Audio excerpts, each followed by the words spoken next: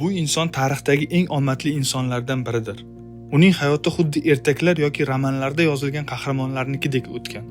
Bugun imperator Sharlmanning avlodi bo'lgan aktyor Kristofer Lining hayot yo'lini ko'rib chiqamiz. U bolaligida Rasputinning qotili Feliks Yusupov bilan tanishgan. Tasodifan Fransiyadagi eng so'nggi gilyotina qatliga guvoh bo'lgan. 1939-yili Finlyandiyada sovetlarga qarshi urushda ko'ngilli bo'lib qatnashgan. Ingliz qirollik havo kuchlarida harbiy uchuvchilik ham qilgan. Ammo ko'zidagi muammo yuzasidan uchuvchilikdan ketgan. So'ngra maxfiy razvedkada ishlay boshlagan. 2 marta bombardimondan omon qolgan Li bezgakka chalingandan keyin shifoxonaga yotqizilgan. 1 yil ichida 6 marta Vezuviy tog'iga ko'tarilgan. Oxirgi marta Vezuviyga chiqqanidan keyin 3 kun o'tib vulqon otilgan.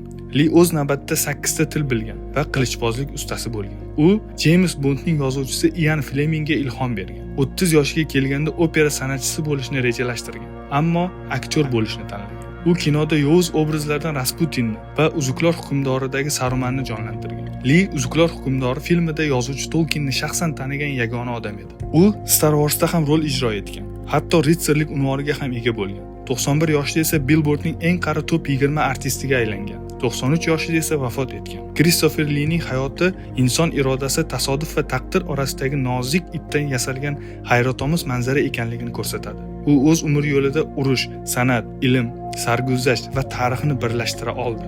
Har bir bosib o'tgan qadamida hayotning cheksiz imkoniyatlarini isbotladi. Tarixni o'zgartirganlar ko'p, ammo tarixning o'ziga aylangan insonlar juda kam. Li ana shundaylardan edi.